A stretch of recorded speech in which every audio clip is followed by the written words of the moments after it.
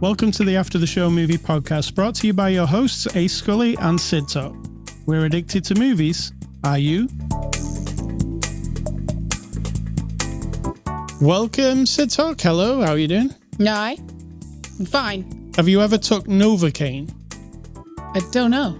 Is the Novocaine the stuff they give you at the dentist? Used to be. I don't know if it still is. This is not the before the show discussion. There was not really much. We just came straight to it. We had a storm earlier, so there was a delay. It was more than a storm. Well, we had some tornado warnings and watches and whatnot, but nothing came of it. At least not here. So we're good. We're good? Then we watched the movie, then we're here, and now that's it. That's all that happened. All right, let's get on with it, Sid Talk. It is Sunday, April the 20th. This is After the Show, number 887. The movie we're looking at this week is Novocaine. It's a 2025 release, out now on streaming, rated R. Its runtime is 1 hour and 50 minutes, and it's from our friends at Paramount, who sent us a copy for review. Sid Talk, can you give us the synopsis of the movie Novocaine? A man who genetically can feel no pain is presented with many opportunities to have his body pummeled and destroyed for the sake of a woman. All right, I'll give you the one off the box. It's probably the same thing. When the girl of his dreams is kidnapped, a man incapable of feeling physical pain turns his rare condition into an unexpected advantage in the fight to rescue her. All right, Sid Talk, the latest movie starring Jack Quaid. It'll be the second one we've seen so far this year. What did you think? I enjoyed it because, it's well made and I like him and I liked her. The story's kind of fun. It's got that funny vibe, but then also people are horribly murdered. And so it kind of goes edgy and funny, if you can do that.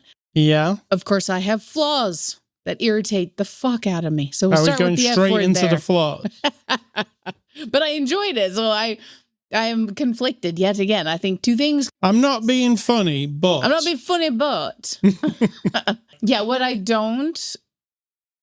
throughout the whole thing, are we going to spoil it, like with the big spoiler? Yeah, spoiler tag. Okay, so in the beginning, we meet, I'm going to call him Jack, because that's his name, but it's not his name. In the movie, his name is Nate. We see he's very careful, and then we find out because he meets a young woman, or there's a young woman at work, and he goes on a date with her, and he tells her he has this thing, he can't have any pain, or he can't feel pain, so then she kind of opens up to him, and we find out she's had troubles, and she has been a self-harmer in the past. We just know because she has scars, and so there's like the opposite thing, right? Yeah. She's harming herself on purpose to feel something. He's made every effort in his entire life to never fall or get injured. He doesn't even eat food because he's afraid he'll bite his tongue off, So we've got the opposites. Then there's a bank robbery because he works at a credit union. And then they take the girl that he has had his glorious night with. And he then tries to save her. In the pursuit of that, he, of course, gets shot and stabbed and burned and all these things. And he doesn't feel the pain. What we find out, here's the spoiler. It's like a Looney Tunes kind of, yeah. What we find out, the spoiler is, of course, I knew it from the beginning, really. I did not. I was blindsided, so maybe we shouldn't say it. Okay. Yeah? What? I didn't see it. Come on. Go ahead and say it. I didn't see it. I know, but you said maybe we shouldn't tell them. Well, seeing as it's spoilers, okay. And if you want heavy spoilers... Yeah, it's a heavy spoiler that might ruin a big chunk of the movie for you. So think about it real quick. Leave. Okay, that's enough time. She is in on the bank robbery. Her brother is the psychotic person who murders people while they're bank robbing. And then, of course, now our gentleman, our Nate Novocaine guy, decides he's going to go rescue her. And in the pursuit of that, he is very injured throughout. Uh-huh. And that's kind of it, though. When you think about the whole... So, she's it. This is my problem. My biggest problem. Once I figured out she's probably in on it, and then we discover she is, and then he's trying to save her, and these people are horrible. Her brother's a murderer. He shot and killed a bunch of cops. He shot and killed the bank manager. He's horrible. Like, he's an actual wretched human being. It's not funny. No. Not funny at all. And he's a real cocky fucker, right? And we are clear that she has participated in these bank robberies before. She has been a thief. She's been in with him before. That means she knows he's murdered people. She's part of it. So my whole fear throughout was like, oh God, we're going to make it into like this romance where our guy's going to find the love of his life and then they're going to get together and like he's going to rescue her. And that would be awful because she needs to account for her crime. In the end, more spoilers, she's in jail, but for like 18 months when she's actually... So that really irritated me. I don't know why. I'm just like, if you're going to write the story... Hold on. She got 18 months she got 18 months for... Well, the brother's dead and the other two guys who did the robbery and murdering are all dead, right? Because throughout the movie, they all die. Yeah.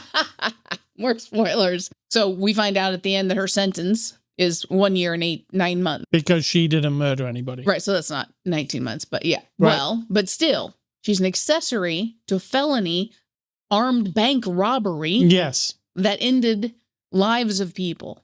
I even looked this up afterwards. And no, I'm not a stickler for like everything has to be realistic. I get that. I get it. It's a bit of a Looney Tune, like you said. However, if you're in that writing room and you're writing this story, right? Don't be a coward. Make it so that, you know what, she got 20 years to life and he's so in love with her that we see at the end of the movie, he still goes to see her.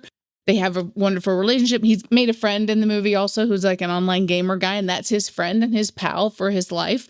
That could also be a happy ending. Uh-huh. That she does end up spending 20 years in prison because she's also a horrible person. Okay. Got that out of my system. Right. So aside from the inconsistencies with real life. Well, no, it's not inconsistency with real life. I have this thing now. It's not about that. It's about if you're going to write the story, just really write it. Like really go all in. Oh, either you disclose during the movie that she was never involved in bank robberies. This was the first time and she didn't know he was going to murder anybody. And then she's going to turn herself in and she's going to tell them everything they need to know. Then I'm good with her having a reduced sentence or whatever. That's cool. Again, make that part of the story. Don't wuss out and make it like, oh, but we have to make the funny love story because they're so funny and cute. No, grow up. Because it is like a comedy, right? Yep. I mean, the movie's a comedy, basically. But with horrible things. Yeah, so you have to, if you're going to... It's got the same tone as the TV show The Boys, which also Jack stars in. True. It's horrifically violent, yeah, it's funny on the other hand, right? And it's the same thing. Somebody had watched The Boys and went, oh, Jack would fit in this because... I don't know about that. That's the thing you did. But it is, if you've seen The Boys and you don't like the tone of that, then you wouldn't like this because... I don't know about that. It's gory. Because I really like The Boys and I don't feel like my like of that made me like this anymore. I'm just talking about the gore levels and there is, yeah. Yeah. And this is a lot of stuff happens to him and a lot of stuff happens to other people. Yeah, I even winced and said, oh my God, many times. Yeah. And many times. It was awful to watch. Yeah, it's like broken bones. And it's awful. The arrow to the knee is a video game thing. Oh, is it? Yeah. It's I think it's from Skyrim, the arrow to the knee. But yeah, he was a video gamer in this, so they were playing with certain things. But yeah, it's gruesome. What did you think of it? The points that you mentioned, I didn't really think about. I was just watching it on a surface level, I guess. I like how it started out. I wasn't quite sure what it was going to be. It starts out like a romantic comedy. There's a hint that stuff's going on. Weird. But it's really just played out like, oh, we go on this date with him and it's cute and all that stuff. And then, the next day he goes to work and he's on top of the world and he's in love and all that. And then it just like turns very dark very quick, right? Very quickly. And it feels really abrupt. And I guess that's the point of it. I really liked him. I like him a lot. And I was thinking like, when she said, oh, you're like a superhero. Well, he's not really, is he? Because he's got a limitation to him. Absolutely. Like you can kill him really easily. I know he doesn't feel any pain, but if you stab him...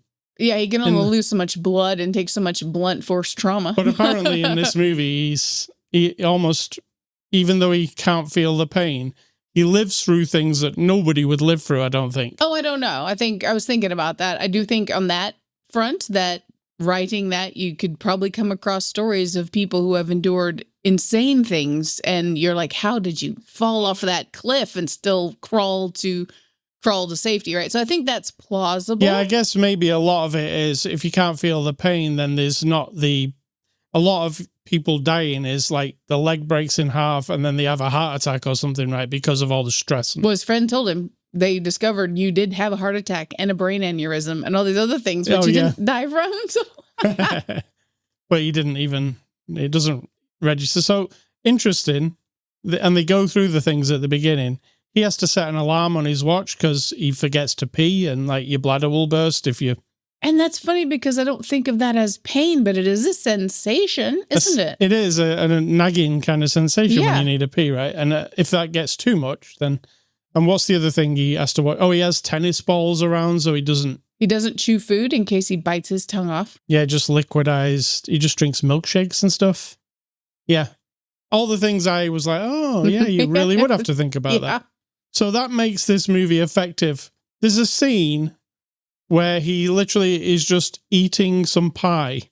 And it was making me wince the thought of what they'd just told us. Yeah, that he could bite his tongue and not know it. Yeah, yes. So, and that's not really happening because he's just eating the pie. But I'm like, oh no, this is going to be horrible. Like, and it was making me uncomfortable. Just the thought totally. of him. So it does line up a load of stuff that I think your mind makes it worse than it is.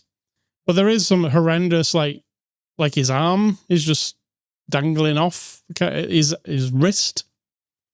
I've had a wrist injury recently and... it's awful. Yeah, it's awful.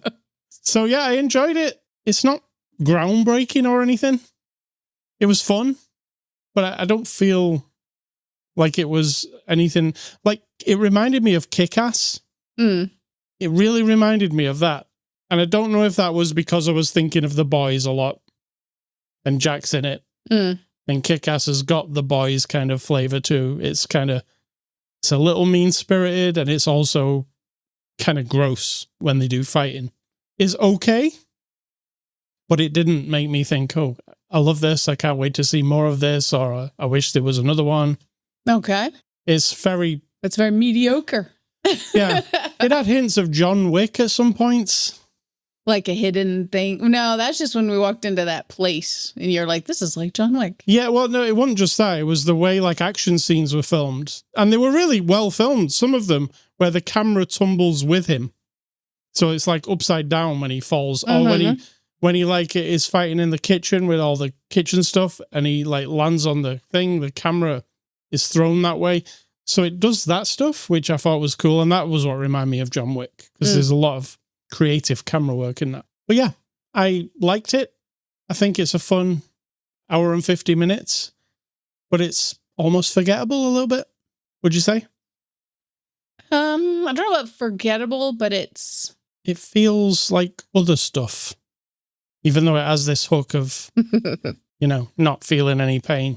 I don't know. I feel like they could have done more with the not feeling any pain thing. Oh, I don't know.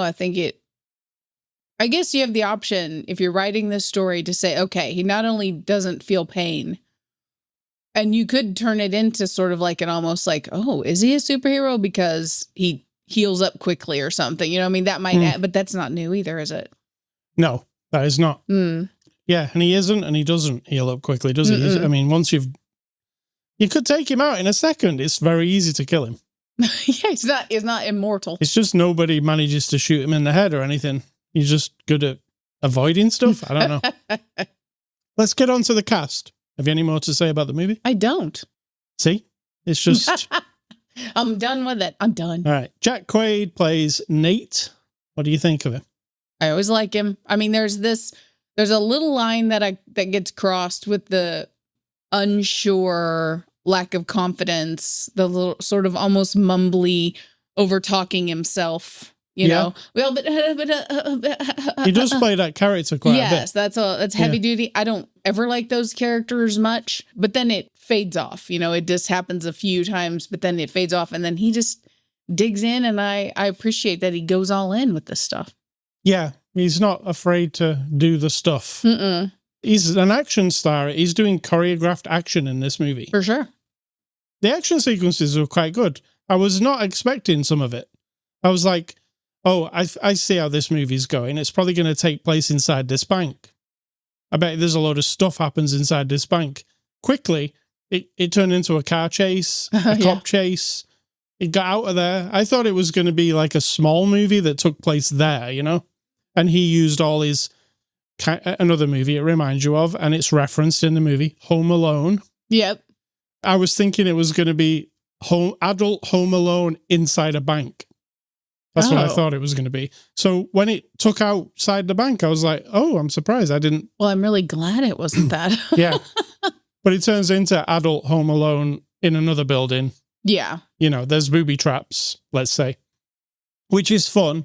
And it's fun that they mention. I mean, it's not just, let's say, they actually call them booby traps. They do. A prepper guy has booby trapped his house. And of course, our guy who, even when a mace full of giant nails smacks him in the spine, he's fine. That? He's fine. It's like it almost didn't happen. He's kind of like, what is that? Huh. And turns around and it's stuck in his back. So that's the kind of humor. It's like we said last week, like Porky Pig. Yeah. Looney Tunes. We've got Amber Midthunder, who we've just seen in Opus a couple of weeks ago, as Sherry. What do you think? I like her. I really do, because she had to change gears. She had to kind of fall for him, like, genuinely, and also she's lying to him. So when you figure that out and when you know that, you know, I think she did a good job of it not being also... She wasn't cartoony at all. There's nothing about her that was outrageous or... over the top at all. It was all just right. Ray Nicholson plays Simon. God. He's the bad guy. I mean, he plays a good bad guy because I wanted to murder him. He's the bad guy. It's the old-fashioned, like, bad guy that you can't take down. It keeps coming back at you. Yeah, and he's awful. Yeah. I mean, he did a good job. I mean, they do, like, go, look, this guy is capable of anything, so don't underestimate him. He could kill anybody. Yeah. Right. And he's also a bit like, I'm not going to die kind of bad guy, which reminds me of old fashioned movies. You know, Die Hard. Did you get a bit of Die Hard feeling from this? No. See, I did, and I don't know what it was. Jacob Batalon plays Roscoe. This is his friend from the internet. He's got one friend on the internet. Right? Yeah. And this is the guy. And he's really fun. Again, he's a bit cartoonish, that character. Absolutely cartoonish, yes. Yeah. But I thought he was appropriate because it was kind of a fun thing between them. And then we've got the two cops, Betty Gabriel and Matt Walsh. And, you know, you've seen this in a million movies. Two cops show up halfway through investigating. Absolutely. And we follow them for a little bit. And there were a few twists and turns with those cops that I didn't see coming. Oh, yeah. Yeah. I mean, I won't spoil that stuff. But. Directed by Dan Burke and Robert Olson. They directed a movie called Significant Other, which I've not seen. What do you think of this duo? I feel like it's right.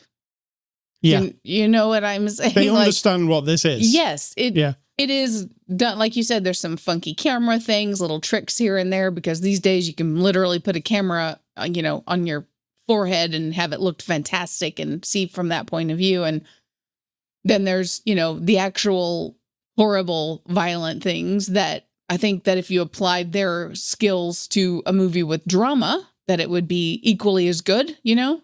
So yeah. I feel like it was right for what it is.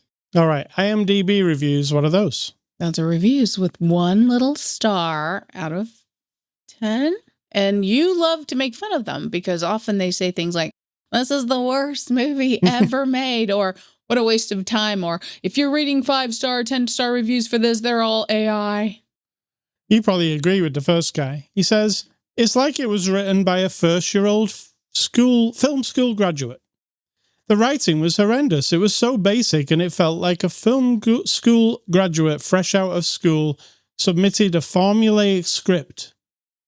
I don't know if I agree with that completely. I just feel like the flaws that I mentioned are the flaws. Second guy says, worst movie ever. Ever! My favorite. What a shame. I haven't watched a stupid movie like this before. The actors are not good at all.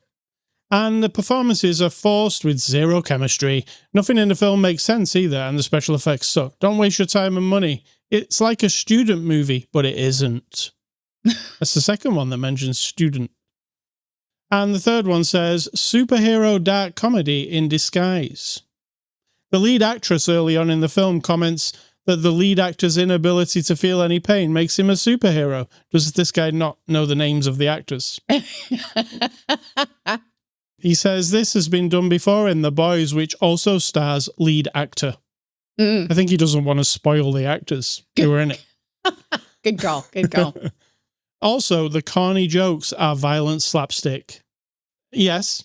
Yes. Yes. Correct. It knows that that's what it is, though. It's not trying to hide that. It's like, we're going to be really silly. It's going to get gross, but it's silly also. So I don't think they're trying to, sell that off on you. I think that's what it is. So, extras and conclusion. We didn't see any extras, but I'm going to give this movie a score. Novocaine, I am going to give... I'll give it a 5 out of 10. Okay, I'm going to give it like a 6.4 because I enjoyed it. It's just that it isn't perfect. But, who is? What is? I mean, it's fun, but I don't give it no more than a 5 because I feel like it's also fairly forgettable. I mean, there's some good performances. Aside from that, it's just it's a little bit nonsensical plot-wise. Yeah, and I think that if they hadn't gone the full hardcore violence way, right? So then you're just... Because they did. Yeah, and that rips you out of like, ha ha ha, this is funny. You're like, okay, so I'm witnessing actual horrible, wretched human beings doing terrible things to each other. Yeah. So funny. Like it's a little awkward. And I'm not saying every violent movie has to be. You mean like its tone is slightly off? A little bit. Yeah. I don't usually think that, but yeah, I think a movie can be violent. I watched John Wick. It's super violent. There's about 1 billion deaths. Yeah, that I'm doesn't not bother like me. Complaining. That's not what I'm talking about. Like, I don't mind either because, I don't mind John Wick. It's actually one of my fave kind of franchises, but it also knows what it is. Yeah. It doesn't leave me at all. Like, this shouldn't leave me cheering for her at all. I should know 100% that she's terrible throughout the movie. I need to be like, if we're going to mix it up and she's terrible, then I need, Yes. So yeah, tonal problem. I think you're right. All right. Thank you to Paramount. Next week, we are looking at Captain America, Brave New World, the latest Marvel movie. So we'll look at that next week. It's a brave new world. Oh, that's the song in Captain America actually sings it. Oh, right. Yeah. All right. Movie recommendations. I'm going with The Boys, which is not a movie. It's a TV show, but Jack Quaid's in it. It's definitely got this kind of vibe. And the other one stars Amber Midthunder. You didn't like it as much as me, but I really liked it. And it's Prey, the Predator movie. I thought it was really cool. I mean, it was all right. And mine are going back to from the beginning of time when movies were made, which was only the beginning of the 20th century, which was last century, just so you know. The 1900s. I've been in horror movies and I'm up to 83, 84, and I'm into Children of the Corn, 1984. It's a good one. Christine, 1983. I don't think Children of the Corn is as good as you remember. It has a guy basically berating a woman for like the first 40 minutes. It's really unsettling now when you watch it. Like really, really, really, really. The creepy shit with the kids running the town and murdering everyone and the possible evil thing in the corn. I mean, that's interesting, I guess, but I was, a teenager when I watched it. So Christine, 1983. More Stephen King. A Nightmare on Elm Street, 1984. Now that one grabbed my heart. Back in the day, we wouldn't have thought that Freddy would become like a pop culture thing. He was a creepy child murderer that you're supposed to hate. Yeah. And then it got twisted around. Hey, we've got a new one. Right. Art the Clown. We also had one where you're supposed to sympathize with him because whatever terrible things happened to him. But back in the day, he was just awful, and the teenagers were victims to his awfulness. Firestarter. That's more Stephen King. That is more still in the 80s. No wonder he's so rich. That is with Drew Barrymore from 1984. And then we have Gremlins, also from 1984. Now, that's categorized as horror. I guess because they're kind of awful. And I will say proudly that I think Gremlins is way overrated. But that's just me. What's the other? There was like another movie that was like Gremlins that was more sinister. Was it like The Munchies or something? Yeah, something like that. It was like a copy of Gremlins, but like really horrific. Yeah. Yeah. Gremlins was like I was going to say the cute version, because some of them were cute, right? One was cute, I think. Mogwai. That's what they're called. Oh, right. The Mogwai. Yeah. But again, I never really, I was always like, okay, what's the big deal? But you'll be pleased to know they're rebooting Gremlins. Oh, will I be pleased to know? Well, probably not if you're not that into it. But yeah, they're doing it again. I mean, if you're going to do more, that's great. If you're going to redo it, just think of something new. If you want to keep telling the story, like in the 21st century, we now have a new person finding a Mogwai and something's different about it. That's cool. Yeah. You know, it's like the grandson of the guy from the original. That's cool. If you're just going to start all over. I don't know what they're doing exactly, but I know the people who originally did it are involved and all that kind of thing. Right. Well, good luck to them. All right. Scully stuff. I played a new game on Steam and it is called White Knuckle. You don't know anything about this, Sid Talk, I don't. So I'll let you know what it is. It's called, I'll give you the synopsis off Steam because it's always a good place to start. White Knuckle is a first-person roguelite speed climbing game. Ascend through the guts of Substructure 17 using precision movement mechanics, sharp reflexes, and resource management will bring you out from under 10,000 meters of concrete and decay. So it's a rock climbing. Rock climbing. Yeah, you're just climbing out of you're in this pit. You're at the bottom of it. You've got to get to the top of it. Okay. And the mechanics are, you can see your hands. It's almost like VR, but you're not in VR. So you've got control of both hands with your joypad or your mouse and keyboard. And you've got a grip meter, so you can't just like scramble all the way up and just go to the top. You've got to like judge everything. So you can only hold on for a certain amount of time, and then you have to get to a ledge where you can rest for a minute to build your power back up. Got it. Now, what other things can you do besides climb? Nothing. You're just climbing. It's very intricately designed, though. Like, it ain't just you climbing up a straight wall. It's all very climbable. Okay. But as you're going up, there's kind of a story unfolding. Something's happening here. You're not down this pit for no reason, and you're not getting out for no reason. But they're doling out the lore as you get to as you climb up a portion of it, you get to like a safe room where some of the story unfolds. You start to realize what's happening here. What's that game? What's that movie where they fall down that hole? It's pretty good. The first one's pretty good. You need to give me more. I don't think so. You mean the Neil Marshall one? I don't know. Where the female rock climbers. I think so.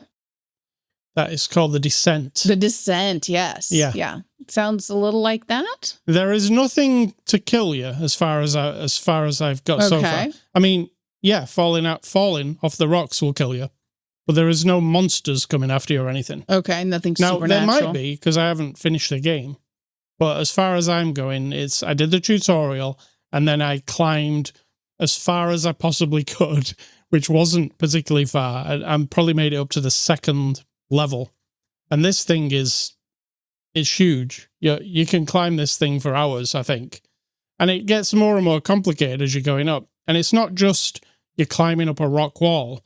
It's like a facility. So you might be climbing up a lift shaft, and then when you come out of the lift shaft, you're actually climbing up like onto the top of a fuel tank that's really tall in the air. So it's like a underground base of some kind. You'll find out what it is completely. It's called Substructure 17, but by the end of the game, you'll have figured out what it is. Now, it's not for the faint of heart. It's very, very difficult. Okay. It's one of those type of games.